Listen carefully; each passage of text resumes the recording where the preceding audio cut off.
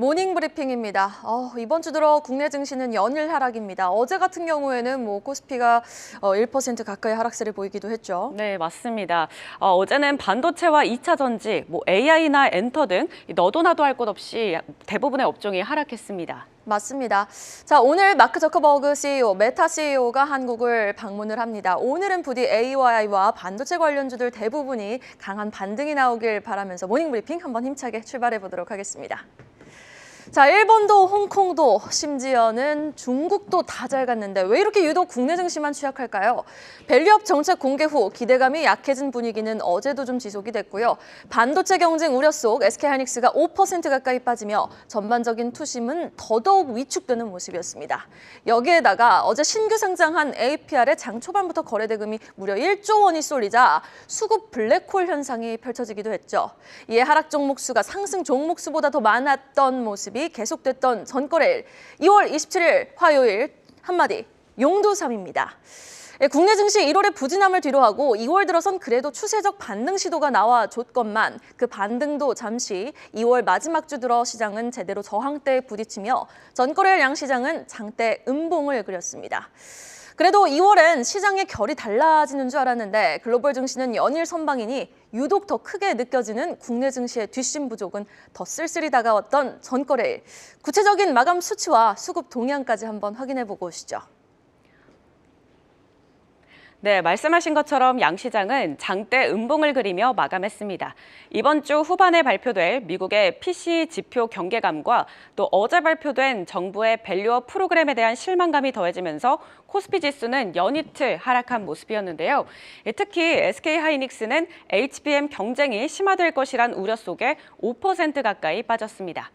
반도체와 2차 전지주가 부진하며 지수는 0.8% 밀린 2,625선에 마쳤고요. 또 기관이 매도 우위를 기록한 모습이었습니다.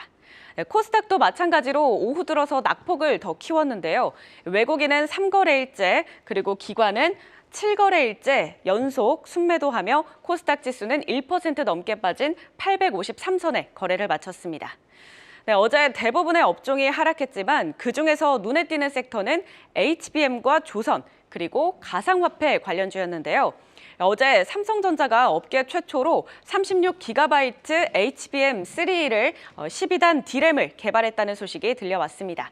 게다가 마이크론이 엔비디아용 AI 반도체용 HBM3를 본격 양산한다는 뉴스도 나왔는데요.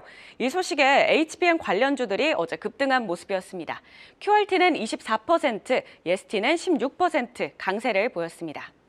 그 다음으로 조선주가 올랐는데요. 올해 조선 3사의 영업이익 전망치가 1조 7천억 원으로 2011년 이후 첫 동반흑자를 기록할 것이란 관측이 나왔기 때문입니다.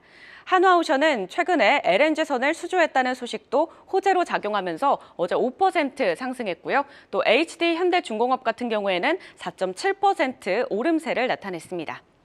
네, 어제 비트코인이 56,000달러를 돌파했다는 소식과 함께 이 비트코인 현물 ETF 거래량도 폭발하면서 가상화폐 관련주가 급등했죠. 이에 따라서 우리기술투자는 10% 상승했고요. 또 갤럭시와 머니트리는 5.8% 상승부를 켜냈습니다. 자, 그럼 오늘은 어떤 섹터를 주목해보면 좋을까요? 맞습니다. 준혜 캐스터가 언급해준 대로 어제는 대부분의 업종이 하락했지만 그 안에서도 HBM이라든지 바이오 안에서는 특정 수혜가 예상되는 종목들의 활약이 돋보였고요. 그리고 조선과 방산, 이 숫자가 찍히는 쪽이죠.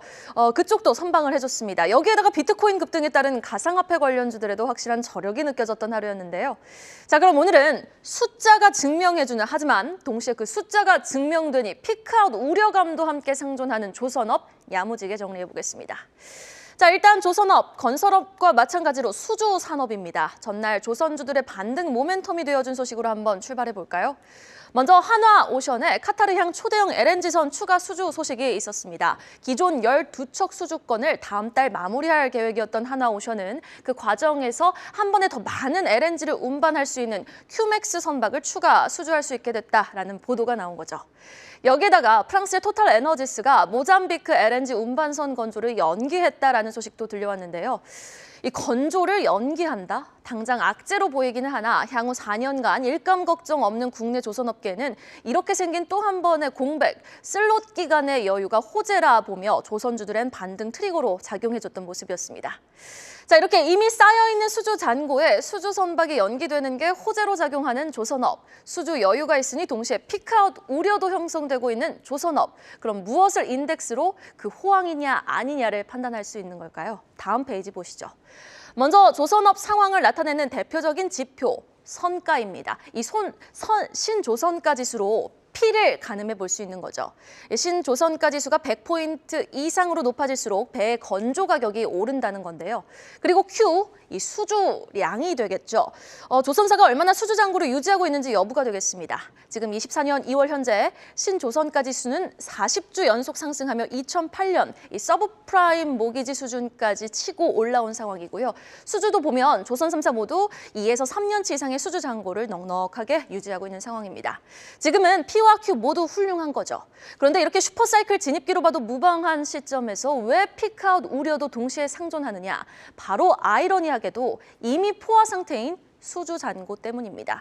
그로 인해 당장 올해도 수주 감소 현상이 나타나며 조선 3사 모두 올해 목표치를 하향 조정하고 나섰고요. 이는 선가 조정으로까지 이어질 우려 속 조선주들은 작년 하반기 들어 강한 조정을 맞고 있는 겁니다. 그러니 이 선가 P와 수주 Q 두 가지 측면에서 모두 피크아웃 우려를 해소시켜줄 만한 컨빅션이 나와줘야 피크아웃 우려가 해소가 될 수 있다라는 게 포인트가 되겠습니다. 그런데 이때 조선업황 사이클의 우호적인 입장에서는 최근 선가 상승의 주된 요인이 인플레에 따른 것이다. 그러니 현재 신조선가 지수의 고점을 논하긴 이르다. 아직도 선박 가격은 물가 상승률도 반영 못한 수준이다. 판단이 나와주며 전날 조선주 반등의 트리거로 작용해줬던 거고요. 또 수주단에서는 올해 조선 3사 수주 목표액을 하향 조정하긴 했지만 고부가 선박 위주로 선별 수주를 진행하겠다는 계획에 따라 전날 조선주들의 반등을 또 견인해준 요인으로 작용을 한 겁니다.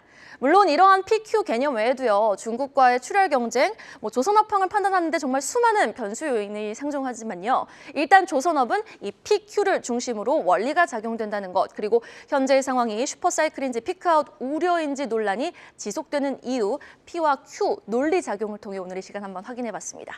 계속해서 대표적인 국내 조선사들의 수주 예상도 짚어볼까요? 먼저 삼성중공업입니다. 올해 수주 예상 115억 달러가 전망되고 있습니다. 총 2조 원 가까운 자금 수지 흑자가 기대된다는 예상 속 전거래일 주가는요. 보시면은 3.5% 상승 마감했습니다. 이어서 HD 현대중공업도 보시죠. 올해 수주 예상 95억 달러가 전망되고 있고요. 이미 목표치를 초과 달성했음에도 불구하고 전년도 목표치보다 훨씬 낮게 잡고 있는 상황. 주가는 어제 4.7% 상승 마감했습니다. 하나오션도 볼까요? 사실 삼성중공업 하나오션 올해 수주 목표치 공개하지 않았습니다. 그러나 일단 예상 수주액은 94억 달러로 전망되고 있습니다. 주가는 전거래일 5% 넘게 상승으로 마감했습니다. 자, 그럼 계속해서 장 마감 이후 나온 공시와 오늘 주목해볼 만한 주요 일정도 확인해보고 오시죠. 네, 이번에는 공시 먼저 전해드리도록 하겠습니다. 먼저 바이오니아는 작년 매출이 2,632억 원으로 전년 대비 20% 증가했다고 하는데요. 자회사의 다이어트 유산균이 지속적으로 성장한 것이 영향을 미쳤습니다. 한편 영업무역은 글로벌 의류와 자전거 시장 수요 감소에 따라 작년 영업이익이 6,390억 원으로 전년 대비 22% 감소했다고 밝혔고요. 또 레인보우 로보틱스는 전환사채 관련 장부상 비용이 발생하며 작년 영업 손실이 445억 원을 기록해 적자 전환했다고 공시했습니다. 네, 계속해서 오늘의 주요 일정도 확인해 볼까요? 네, 메타 CEO 마크 저커버그가 한국을 방한했는데요. 삼성과 LG와 만나 AI, XR 협력을 논의할 예정이라고 합니다. 오늘 반도체와 AI, 메타버스 관련주에 어떤 영향을 미칠지 주목해 보시고요. 그리고 오늘 카카오와 현대차, 포스코홀딩스의 배당락일이니까요. 이 점도 참고하시면 좋겠습니다. 또 일본 도쿄전력이 오늘부터 후쿠시마 오염수 4차 해양 방류를 개시할 것으로 보이는데요. 이번엔 17일간 오염수 약 7,800톤을 방류할 것으로 전망됩니다. 오늘 소금이나 수산식품 등 음식료 업종의 움직임도 체크해 보시면 좋겠네요. 네, 마지막으로 오늘의 증시 키워드도 함께 알아볼까요? 네, 오늘장 키워드까지 한번 확인해 보도록 하겠습니다. 에코프로비엠의 거래소 이전 상장입니다. 다음 달 말 개최되는 정기주총 승인을 통해 진행이 될 예정인데요. 시간의 거래에서 7% 가까이 급등한 에코프로비엠을 비롯 그룹주들의 향방 오늘 주시해 보시면 좋겠고요. 자, 이어서 뜨고 있는 섹터 HBM과 바이오의 종목 장세입니다. 오늘도 가는 종목 QRT 한미반도체, 알테오젠, 셀트리온 제약은 상승의 지속성을 보여줄지 아니면 전반적인 이 온기가 테마의 확산이 될 수 있을지 여부 지켜보셔야 되겠습니다. 주가의 장중 변동성이 어느 정도 예상되는 가운데 의미 있는 거래량이 실린 종목들의 방향성 함께 주시해 보시죠. 마지막으로 중국 경기 부양책 기대입니다. 다음 주 초 예정된 중국 양회, 과연 굵직한 재료가 부재한 현 시점 새로운 동력이 되어줄 수 있을지도 여러분 함께 지켜보셔야겠습니다. 여러분, 오늘도 부자 되세요. 모닝브리핑이었습니다.